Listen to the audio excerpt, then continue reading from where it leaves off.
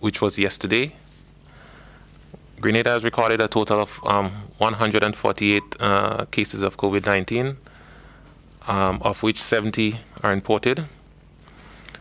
A total of 147 have recovered, and as you know, we had one death at the end of last year. There are no new positive cases. In fact, at present, we have 0 active cases. We have no active cases being monitored and isolated. We have completed a total of 20,819 RT-PCR tests. As I said, we have no one in isolation, and we have 197 persons at various stages in the quarantine process, and these are individuals who have traveled to Grenada, and we will test them once the time has arrived for their test to be done. And to date, we have had a total of 6 persons hospitalized, and of course we have no one at present in hospital. So this is where we stand at present. We have 0 active cases at present in Grenada. I must admit it took a lot of work to get to this point, and we want to say thanks to the public for assisting us along the way in getting to where we are at present.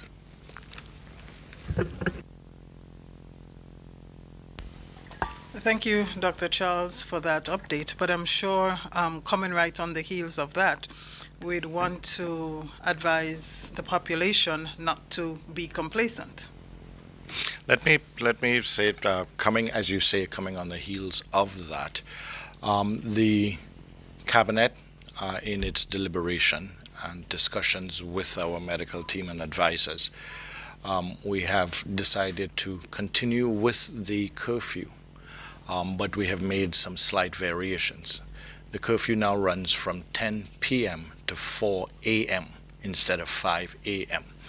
The reason for that change is that a significant number of farmers, fishermen, and persons who exercise in the mornings have been restricted because of the 5 a.m. end of curfew. And these are activities that we want to accommodate, if not encourage, at this point in time. So we have made that adjustment. The curfew begins still at 10 p.m. I know many would be asking as to why the curfew continues if we have 0 cases, and the facts are simple. We have recognized, as we have seen with other Caribbean islands and worldwide, that at present the current strains of COVID-19 are extremely unforgiving. That if you allow complete free movement within your country and COVID does get in, as has been shown, the possibility of it getting in, no matter how strict or stringent our policies are at the border, same with other countries as well, that by the time you pick it up, it is too late to control it. And as such, regrettably, we do need to continue with the curfew from the 10 p.m. It is going to the 4 a.m., as I've said. We hope that there will be a chance in the not too distant future to remove or reduce further the hours of curfew, but it all depends on the threat to Grenada based on the presence of COVID at our borders and the various strains that quite possibly are in existence throughout the region. The one saving grace out of this and the light at the end of the tunnel that we are seeing here in Grenada, like most other countries, is vaccination. And I will go straight into that to say that we expect between today and tomorrow delivery in 2 shipments of 6,000 COVID-19 vaccinations. In particular, these are the COVID Shield or AstraZeneca manufactured in India, which has been approved. We have held hard and fast to our original policy and principle, which is that we would not implement a vaccine unless that vaccine were approved by WHO or that vaccine were approved by at least one of four regionally recognized authorities. Those four authorities are CDC of the USA, Public Health Canada, the UK, and the European Union. Those are the four. AstraZeneca has been approved by two of those four and is well on the way to be approved by WHO. Our intention is to ensure, because there's an urgent need for vaccination, that we have the vaccines to coincide with WHO approval or to come immediately after those regional authority approvals, which is the case in this instance of AstraZeneca being approved by those regional and imminent approval by the WHO, and as such, we are in the process of beginning the vaccination of our population with AstraZeneca. The CMO will elaborate a little further on our vaccination plan as to who and when individuals would receive vaccinations. I myself am looking forward to getting the first dose of that vaccine as soon as possible, and I know that there are many others that are looking forward to that. But we need to do it in an orderly, planned manner, but an accelerated process. So back to Chief Medical Officer. I'd like to start by saying that, there's an old saying that when your neighbor's house is on fire, you must wet yours. So I hope it is understood in the public what we are attempting to do. This pandemic continues, the fire of this pandemic continues to rage throughout the world. Even right here in our region, we are seeing what is occurring in countries that are neighboring to ours. All right. So we have decided to continue to be cautious. All right. We continue to be vigilant to ensure that we continue to maintain the level of protection that the public have come to expect from us as a public health authority. Now, as the pandemic rages on, it is clear that we need an additional intervention, such as vaccination, in order to contain it and in order to halt it. The universal preventive measures that have been put out there, they have worked, and they have assisted us at least in getting to where we are. But we need to offer protection to our population to ensure that they are spared the wrath of this virus. So vaccination is a welcome intervention that we would like our public to have access to, in addition to physical distancing and wearing of face masks and hand washing and such. So it is an additional intervention that we welcome at this time to ensure that we can assure the health and safety of our population. Now, our vaccination plan is based on a number of fundamental principles. All right? It is our desire to offer protection to persons who bear significant additional risk and burden of COVID-19. All right? As they try to safeguard the health and well-being of other individuals. All right? This is one of the fundamental principles that we have considered in our decision to prioritize how the vaccine rollout is going to be here locally. There are other priorities, including reducing deaths and disease burden due to the COVID pandemic. All right, reduce societal and economic disruption is also an important principle. All right, and of course, protect the continuing functioning of essential services. All right, these are important principles. So we have developed a plan that places an order of priority for persons who will be vaccinated, given that we may not receive all of the doses that we would like to have from the start. All right, but we've come up with a formula or order of priority as to how this is going to be deployed.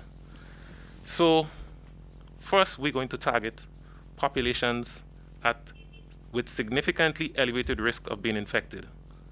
And also, one of the objectives is to protect the continuing functioning of essential services, including health services. As such, our first order of priority would be our frontline staff. All right, starting with our healthcare staff. And of course, when we speak about healthcare, this includes all persons serving in the healthcare setting who have the potential for direct or indirect exposure to COVID-19. All right, so we are not saying that we will be vaccinating only doctors or only nurses, but all individuals within the health sector.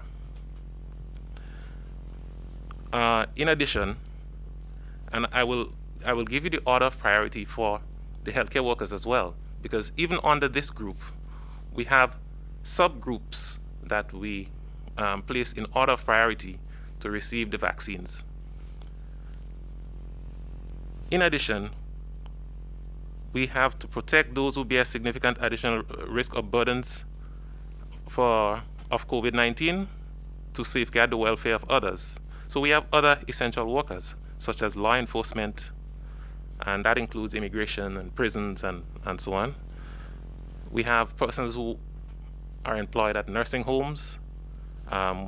We have persons who work in the accommodation sector, at quarantine sites. We have persons who provide services to the aircraft, like cleaning and so on aircraft. We have our airport taxis. All of these are included. But there are populations that are recognized to have significant risk of severe disease. And these are our persons 65 years and above. And in addition, persons with underlying health conditions. Right? But I wanted to mention briefly with regards to under the healthcare provider group, we have come up with an order of priority based on the risk of infection. Now, we put a lot of emphasis on our healthcare workers because we know we have a small healthcare workforce. These are the people that bear the responsibility of caring for everyone. If they are sick and they are not able to function, then the system faces collapse, because in addition to the COVID pandemic, they still must deal with the chronic diseases such as high blood pressure and diabetes. They still must deal with the child health clinics and the maternal clinics, and all the other functions must continue. So our aim is to protect this group, to ensure that they can continue to be available for the public. So we have some subgroups included under here. We have our staff at our accident and emergency department.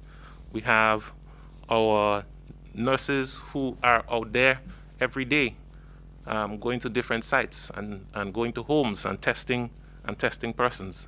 We have all our frontline community health staff. We have general hospital staff that are involved in the care of persons with COVID-19. This includes our doctors, our nurses, our orderlies, all of these. We have our laboratory staff, our lab staff that is involved in testing for COVID. All right, and we have persons in the Ministry of Health that assist with other direct roles, such as doing transfer of positive patients from one site to an isolation site. All of these individuals.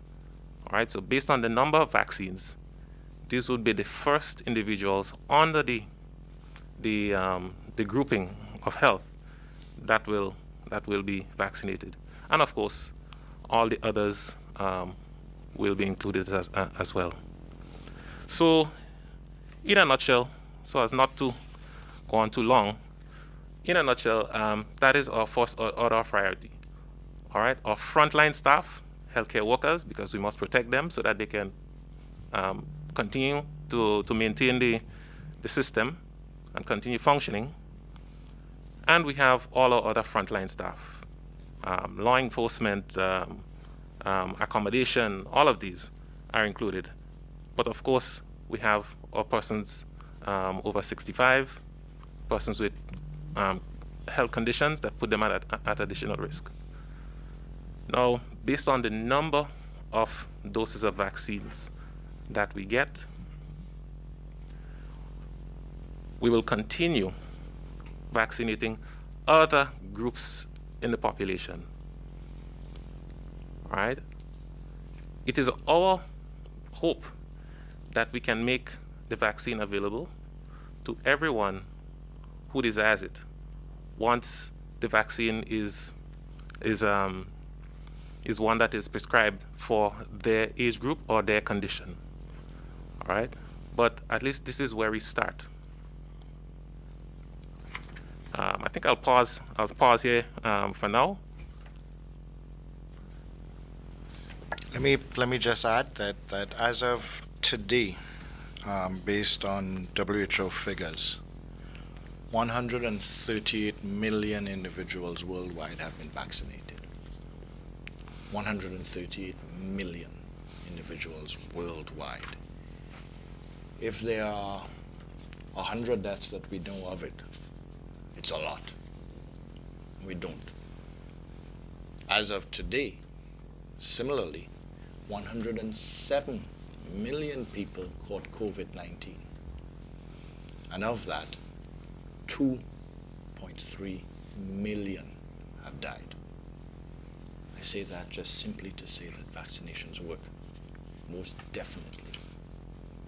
107 COVID cases, 107 million, 2 million deaths.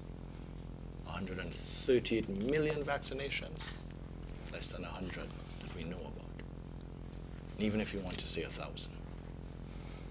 So we are safe in proceeding with the vaccine. I know that there is anxiety, and we respect that, and we will address that.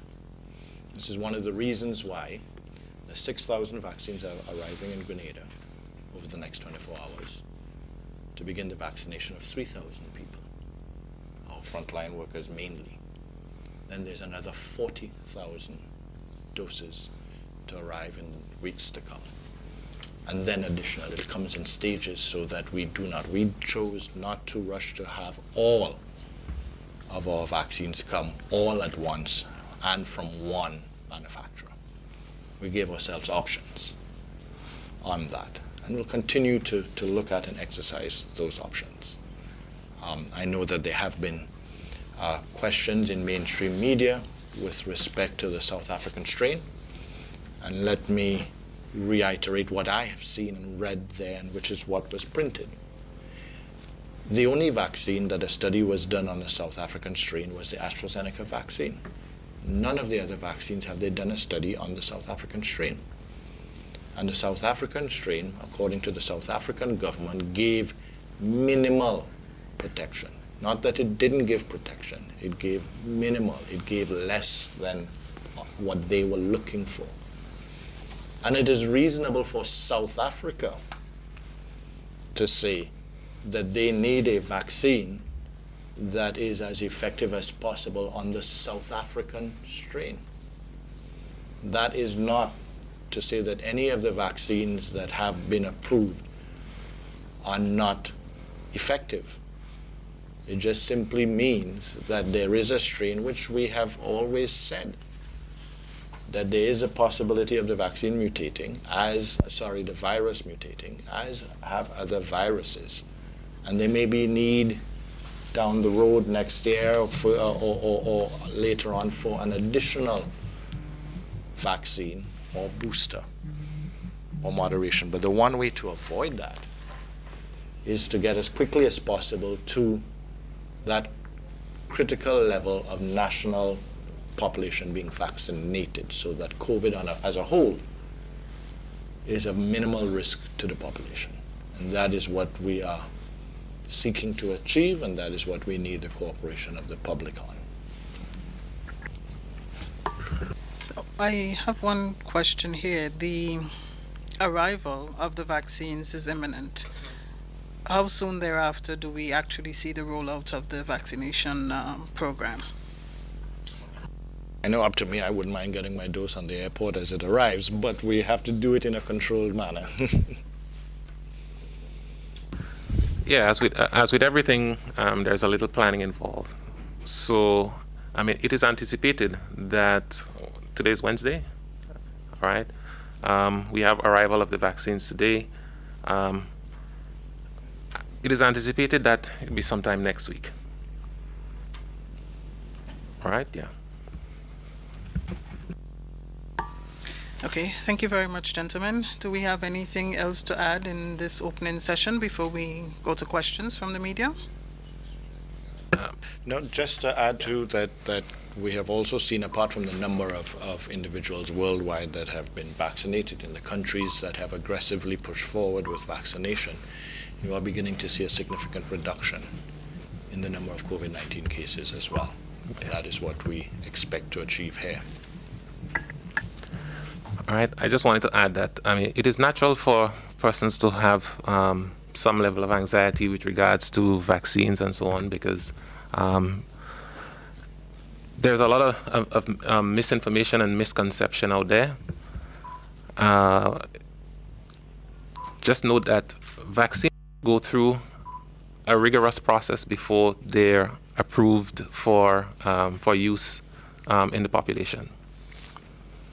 In these instances, I mean, what is obvious is that the way in which these vaccines have come onto the market is not exactly the most equitable, given that tens of millions of doses have already been administered, but the majority have occurred in developed countries who have chosen the path of me first. It is not the most equitable way of doing things. It's not the most efficient way of fighting the pandemic. And the fact that we have access to vaccines at this time, it is quite significant. For the persons who still have doubts, we hope that you can look at what is occurring throughout the world. It is very difficult for us to get our hands on these vaccines, and the Ministry of Health is doing everything in its power. The fact that we have this privilege of starting this vaccination at this time is something that should not be taken lightly, because it is extremely difficult to get your hands on vaccines now, and we should take the opportunity to ensure that we make full use of it, and we understand the significance of this. Thank you very much, Dr. Charles. We will go now to questions from members of the media. We have quite a number of reporters indicating that they have questions. Linda Straker, we will begin with you. Then we go to GBN, Betty and Lazarus. Linda, you may begin with your questions. Good morning to you, Philo, and everyone else. My question is two different parts. Minister, you mentioned that the curfew will now be from 10 p.m. to 4 a.m.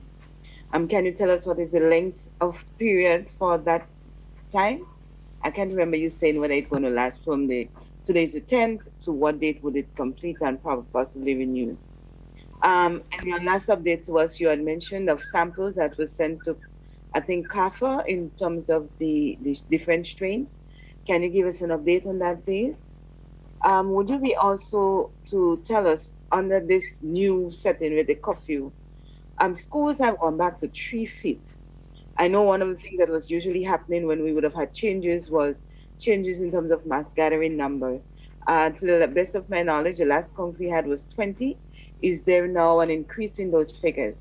Because I have not seen the regulations, um, the new ones. So I'm seeking clarity. With regard to the vaccine, I am aware that we're supposed to get out the 45,600 from PAHO. The vaccine that Grenada is getting later today or into tomorrow. I'm also aware that India is giving gifts to this region through various governments. The vaccine that we are receiving now, can you clarify whether this is COVAX, PAHO vaccination donation, or is it a gift from Indian government? Last week, PAHO mentioned that the vaccines that they will be using, will be manufactured by a manufacturer in India. So clarify for me, who are we actually getting this vaccine from?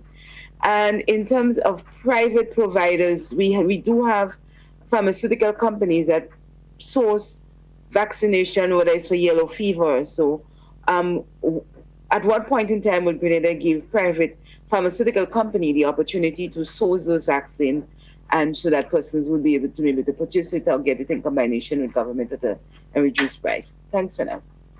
Okay, Linda, that was definitely more than 3 questions, but I will try and answer them as quickly as possible.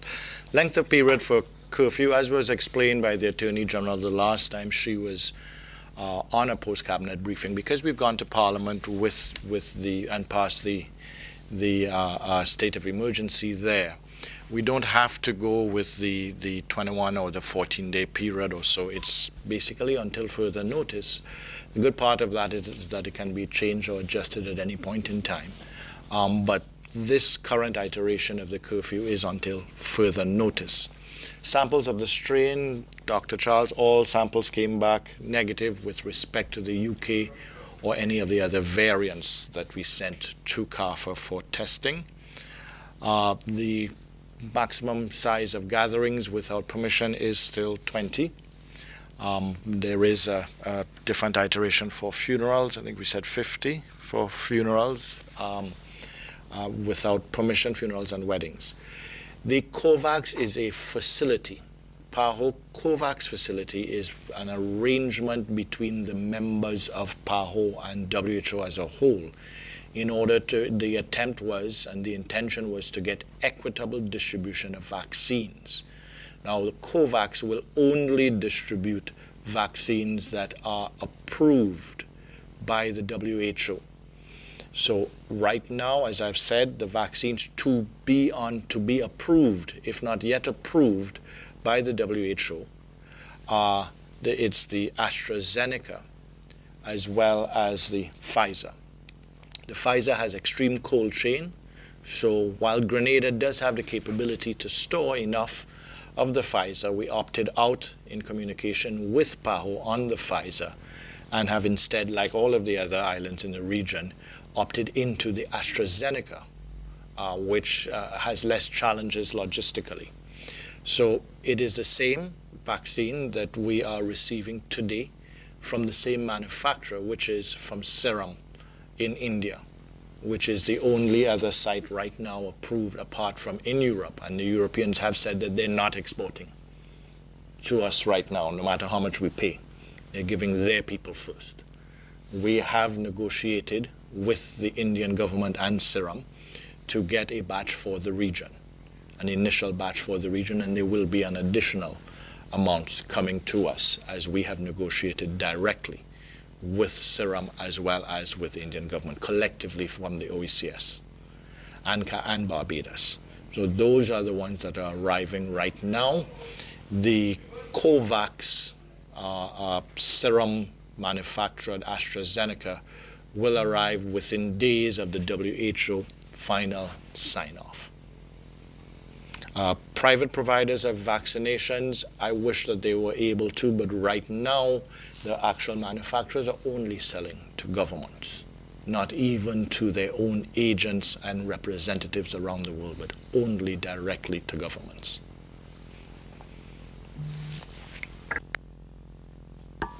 Thank you very much, Minister Steele, for your responses. GBN, you have questions? Hi, good morning to everybody on the table. My question to Irina Pierre, GBN, is the vaccination mandatory? Whether it's for the frontline workers or the public, it's mandatory. And if it's free of cost, just to clarify. Also, how will you keep the track on how many persons that are vaccinated? Would they be issued vaccination cards or stamps, whatever the case may be? And and the last one, final, is can you give me a response on behalf of government as it relates to GUT's latest protest action, teachers working slow and silent? Okay, Rena, on vaccination, no, the vaccination is not going to be mandatory here. I do know that there are advanced talks internationally and regionally that in order to travel, one would need to be vaccinated, either to travel into a country or to leave a country, to go to other countries. That quite likely will be the accepted regional and international norm as the vaccination rollout continues. I urge individuals to really take that into consideration, because this vaccine is basically a 1-month process at minimum, from your first dose to your second dose to your clearance that you have built up the resistance. So if individuals opt out, which would be their right, they would be quite likely restricted from traveling to countries, even to go get your visa at Barbados, or to travel to the US, UK, or within the region, or into Grenada as we proceed without a vaccine, and therefore it would be a 1-month process there. With respect to keeping track, we do have a very advanced vaccination registry that has been certified for years now by Pan American Health Organization. We vaccinate people from birth onwards and keep a record of that. And this is an additional vaccine in the arsenal that we use against various infectious diseases. So we will be using that registry to keep track. There are still discussions with respect to the proof for travel or in other countries of a vaccine certificate or vaccine passport, whether it is electronic, etc. There are still considerations being given for that. Within the OECS, we would recognize each other's certified vaccine card, if you want, or proof of vaccine, and within CARICOM, but discussions on a wider field still have to be had through PAHO WHO. And with respect to the GUT, that is not a matter that I would prefer to discuss. As far as I'm concerned, it is before the Labor Commission or Ministry of Labor, etc., and therefore outside of my purview.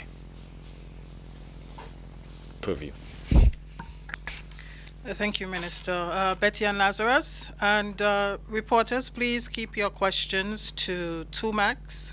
We go around and then we can come back to you. I note that there's a tendency now to ask up to 5 questions at one time. Let's make it 2 to ensure that everybody gets an opportunity. So Betty and Lazarus, you're next, followed by MTV. Good morning to the entire table and host. Betty and Lazarus, Good News Catholic Communications. With high commendations for Grenada's mitigation measures thus far, and given our current status, my question is pertaining to the schools.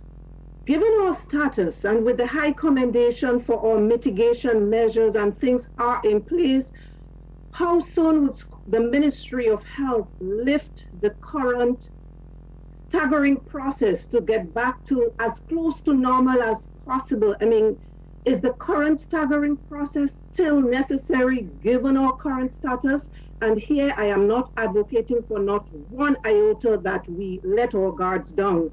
So I am asking that question, cognizant that we need to keep the protocol measures and we need to be as safe as 100%. But I think based on my interaction with so many parents who are crying out and the impact this staggering is having on the nation's children and our students, to the chief medical officer, when would we get back to sending children back to school as close to normal as possible?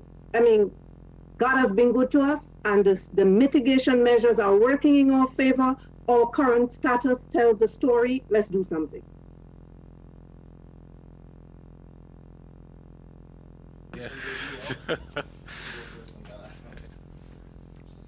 Yeah, I am fully supportive of our schools returning to as normal an operation as possible. We do know that there are schools that are challenged with regards to space and all of that, and these would have to be taken into consideration. There are schools that right now can resume normal operations, and there are those that may require some additional consideration. But I am in full support of our schools returning to as normal an operation as possible. Betty Ann, I think you almost answered your question as well. I'd like to think we've been successful to date, relatively, based on two fundamental principles. First is when it comes to taking action to restrict or to control the virus, we do so quickly.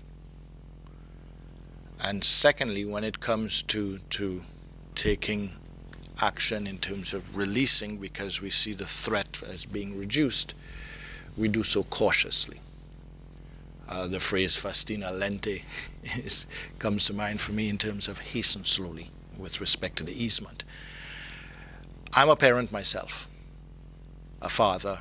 My daughter also is in school. And the need to get back to normalcy is as urgent in my household as it is in any of the households in Grenada. But so too is the need to keep us safe. There are factors that will influence the rate at which the risk epidemiologically, locally, which in part is based on the risk regionally at our borders. Now we can, as of this week, also introduce the rate at which vaccinations are rolling out. Will allow us to be able to say that how better we are able to protect our society and therefore allow our kids to go back to school as quickly as possible. So those are the determining factors, and just to end by saying that I look forward, just like you or any other parent out there, to get back to normalcy as quickly as possible. MTV News, you're next.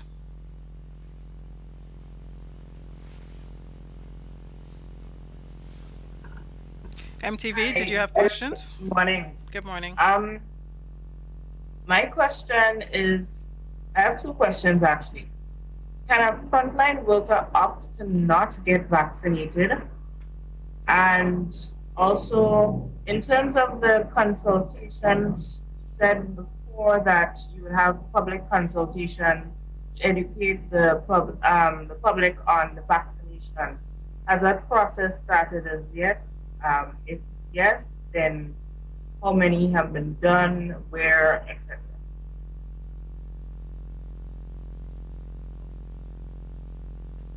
I truly do hope that there aren't any frontline workers that would opt out of taking the vaccination but still want to be in the front line, knowing the risks of being there, but in terms of how it would be dealt with, I think the Chief Medical Officer from the epidemiological point of view would have to make that call based on where in frontline the person is and how great a risk they would be putting themselves in as well as their family by opting out, and quite possibly I think also it would be to deal with what the reason would be for someone opting out, what their concerns would be or so, and from there, am I correct, CMO, that it would be dealt with from that standpoint? Yeah, as we said before, the vaccine is not a mandatory, but we have to understand what the purpose of the vaccine is. The vaccine will protect the individual who receives it from moderate to severe disease. All right, so what we are offering is protection for the individual, and we hope that they would understand this. The mere fact that these individuals walk on the front line and are prioritized to receive the vaccine, it is because, one, either they are at significant risk of becoming infected with COVID, or they may have, in addition to being at significant risk, some underlying condition that increases the chance of having severe disease or even dying from the disease. And they must consider what effect this will have on themselves, on their families, and on the system. Because I did mention that we have a small health workforce. Our aim is to protect this workforce, to ensure that they are there to continue to provide the essential services that the country needs. So we really hope that persons think about it in this way. When you are prioritized and when you are offered the opportunity to receive the vaccine, you should look at it as a chance to protect yourself, but as an opportunity as well to protect the public. Because if you are a key individual in your sector and this disease takes you out, then all of the individuals who depended on you, they go without care, and that is, a significant challenge for the system. With respect to the education or public information, it's a two-part and a bit of a subtle process. I mean, there are individuals receiving vaccines now, consistently, at birth, and boosters, etc., that are being done. So there's a general and complete acceptance of vaccines. There's a bit of anxiety on this new vaccine. At the same time that we have individuals who may be asking, well, tell me more about these vaccines before I take it. We have the rest of the world saying to us, hey, if you're not going to use it, let us know, we'll take it. And we have to really fight to get these vaccines available for our frontline workers. So and also us doing it in phases, 6,000 today, and then 40,000, and then additional. It's also the proof is in the pudding. The fact that 138 million people worldwide have received vaccinations for COVID-19, the fact that as you have seen with Barbados, Dominica, St. Lucia, Antigua, they all are beginning their vaccination process as well with the same vaccine that we are doing as well. It goes along to, this vaccine is not unique to Grenada. It's not one that we are procuring that is different from what is being used or being accepted or being approved throughout the world. It is the vaccine that the region is embracing and using as quickly as possible in order to get past the COVID-19 virus. I think there was doubt to an extent with COVID-19 when it first came around, when it first came on the scene. But like then, similar to what's going on with the vaccination. It's not about education, in my opinion, of the vaccination. It's about dispelling the misinformation and disinformation. In the beginning, we had to dispel the misinformation and disinformation about COVID-19. And again, it just seems that there are agents who are hell-bent on spreading misinformation and disinformation about vaccinations. And that is what we have to dispel.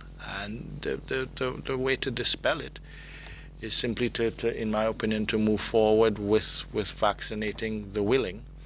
And I believe everybody else will follow suit when they see that it is acceptable, expected, and wise to be vaccinated. Linda Straker, you have 2 more questions for the panel. Yes, thanks for taking me. My question is to the Minister, probably to Dr. Charles. With so much persons now, we watching the news from the US within the region becoming vaccinated. Can you explain to persons why persons who can show proof of vaccination and decide to travel to Grenada and still need to be quarantined? And at the same time, can you tell us if there have been any changes to Grenada's travel protocol, entry travel protocol? Yes, Linda, people still need to be quarantined traveling into Grenada because Grenada has not specifically had enough of its population vaccinated as well. That the vaccination gives the individual protection from the severe symptoms of the disease. But like polio vaccine, like measles vaccine, it does not prevent you from getting it. It teaches the body how to fight it.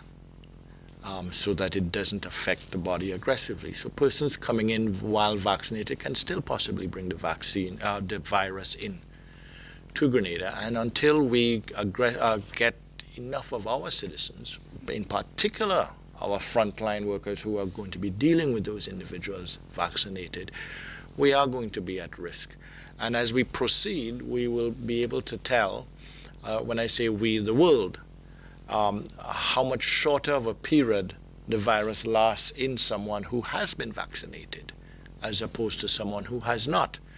And that will make the determination as the stopgap in between to say, okay, before we have international acceptable levels of persons vaccinated, or within Grenada, the 60 or 70% of the eligible population vaccinated, we can look at a 2-day or 3-day quarantine for somebody who is vaccinated because the virus lasts less time there.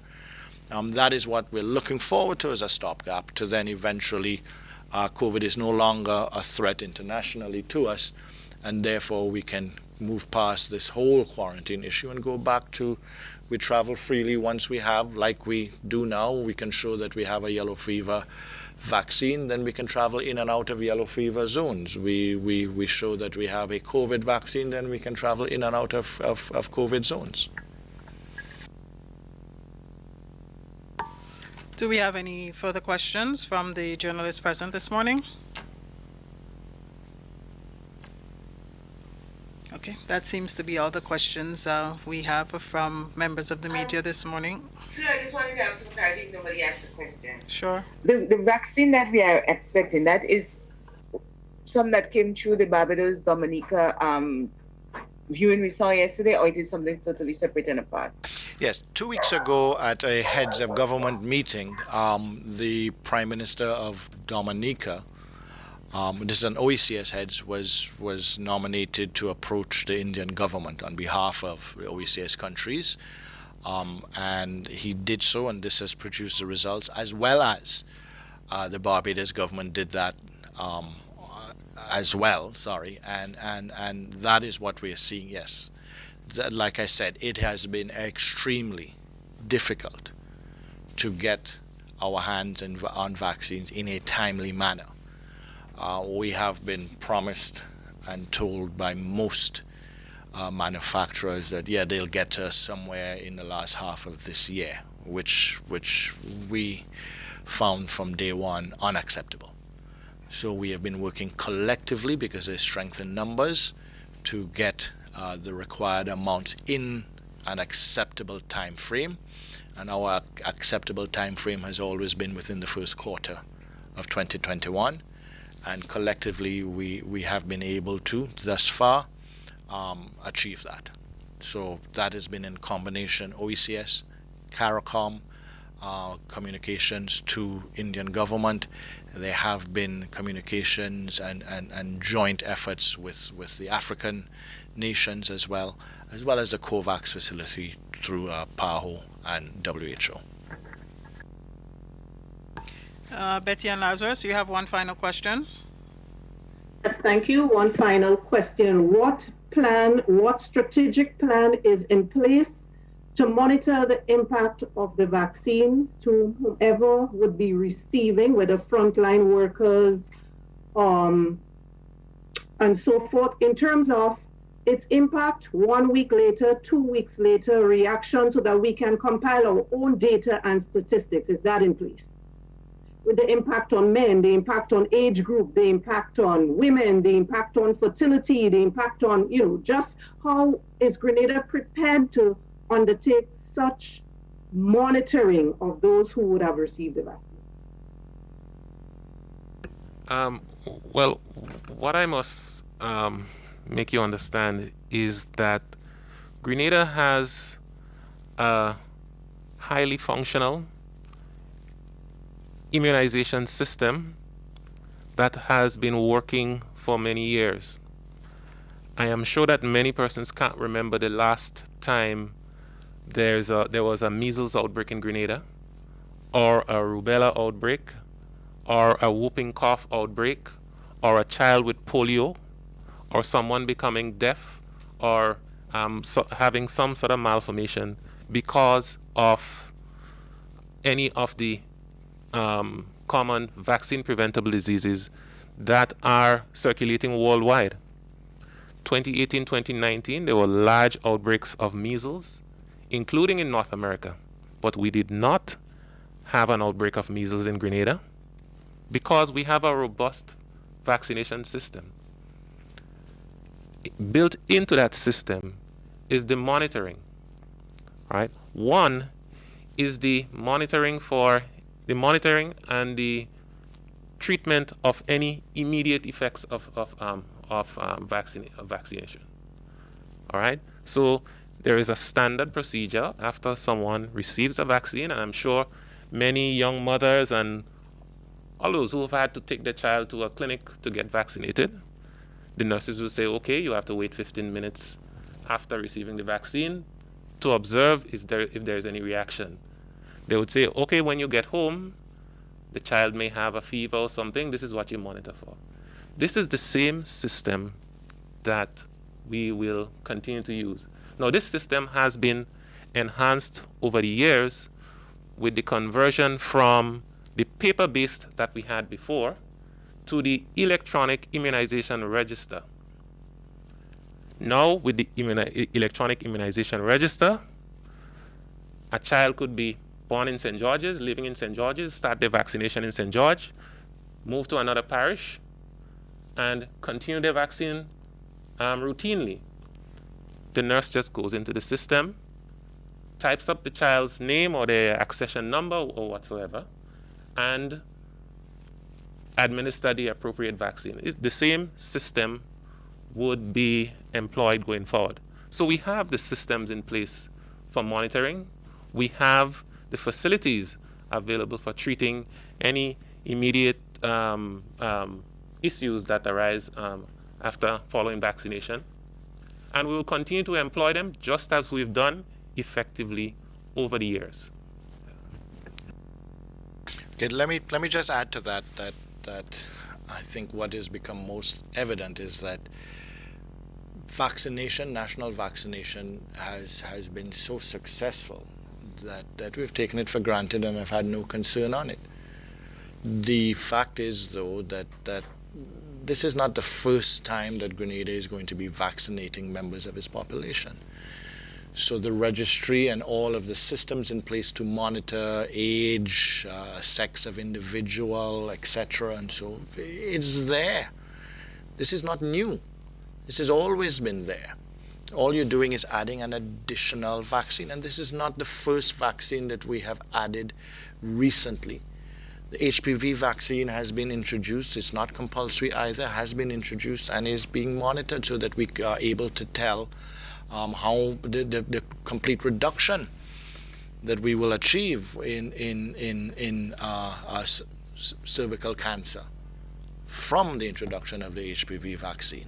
Same way with COVID-19, and we are in a good position to introduce the COVID-19 vaccine right now because we have 0 cases on Ireland. Now is the time to introduce it so that we can stay at 0 cases and not have this continue further. So rest assured that the mechanisms to monitor a vaccine have always been there for decades, and will continue in this instance for sure. It's just it's a good thing and also a bad thing that we are all sensitized to this COVID-19 now, so we are all asking these questions, but the answers are still there and still the same. Yes, the systems are in place, tried and tested over decades to monitor the implementation of a vaccine in Grenada. Thank you very much, Minister. We'll move right into our closing comments now. Dr. Charles, any final words from you? We need a vaccine in order to begin the process of getting back to normal. We want to add an intervention that takes away the worry that if one of us is exposed, we may suffer severe disease or potentially lose our life. We need a vaccine to assist to get to this stage. Social distancing, wearing of masks, washing hands, all of these measures are important to avoid being infected. But if at any time someone is exposed and they were not exactly practicing all these measures as outlined, it is essential, it's helpful to have a vaccine to ensure that even if you are exposed, you are protected from severe disease and you can stay around, you would not die, you can stay and be with your family and enjoy a long and prosperous life. I encourage everyone, once you are given the opportunity, take the vaccine. I know that I will be taking the vaccine. I hope to be one of the first persons to take the vaccine because I want to protect myself. I wear a mask religiously. I practice the protocols religiously. But I want this additional measure because in the event that I am exposed unawares, I want to have a chance to survive for my family. I have 2 young children. I want to be there for them.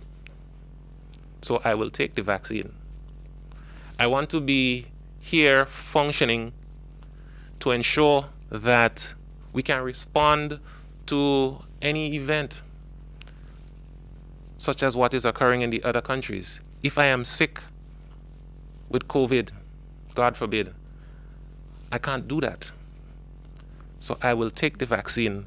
I will encourage everyone to take the vaccine.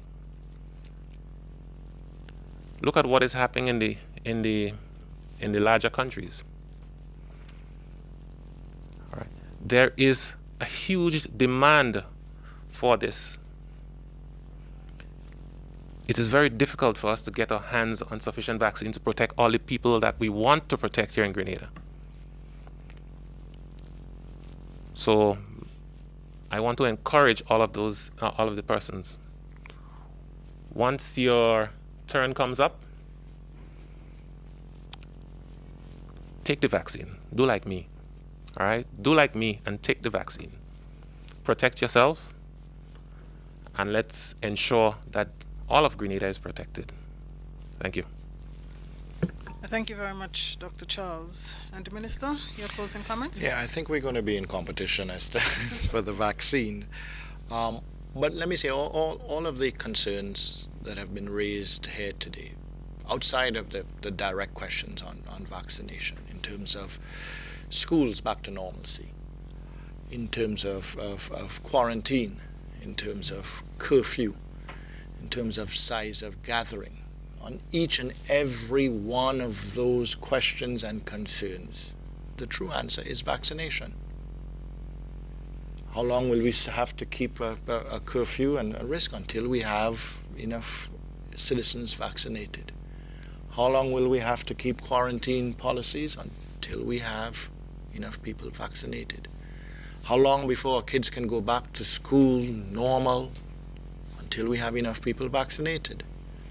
How long do we have to keep wearing the mask once we're in public areas, or keep the 6-foot distancing if we are anywhere not wearing the mask? Until we have enough people vaccinated. We have not had to close schools, wear masks, and have quarantine for measles, rubella, polio, because we have enough people vaccinated. If we did not have enough people vaccinated for any of those diseases, and a case introduced, or there was a risk of a case coming, we would have to adopt the same measures. The science has not changed with respect to how to deal with infectious diseases. So let us acknowledge the fact that COVID-19, being a new disease, forced us to take these measures because the populations of the world were not vaccinated or immune to it. If the populations of the world were vaccinated or immune to COVID-19, none of these measures would have been necessary. And any and all of these measures, we can look forward to them coming to an end by achieving the level of national vaccination for COVID-19. So it starts now, and it is voluntary. But in order for us to achieve that level, we honestly need to start dispelling the misinformation and disinformation.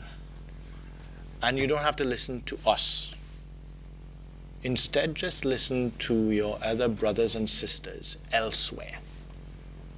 And you will see it's the same rhetoric in the US, in Europe, in the UK. The rest of our CARICOM, we see as brothers and sisters, the same. It's the same thing that everyone is saying. Latin America, South America, Africa, Asia, China, Russia, everyone is saying the same thing. Let us get our population vaccinated as quickly as possible so that we can get back to normal. In Grenada, we're saying the same thing. We look forward to getting our population vaccinated as quickly as possible so we can get back to normal. Thank you. Thank you very much, Minister Steele. And with that, we come to the end of this week's post-cabinet press briefing. The key takeaways this week: our current COVID status, we have 0 active cases at present, and we certainly would like to keep it that way. And the first shipment of vaccines, the arrival here is imminent, and we will begin to roll out our COVID-19 vaccination plan as early as next week, with an initial focus on frontline workers, particularly our healthcare workers. I am Press Secretary Philomena Robertson. Thank you so much to the members of the media who joined us this morning, to the listening and viewing public who joined us via radio, television, and social media. We'll see you again next week. Thank you.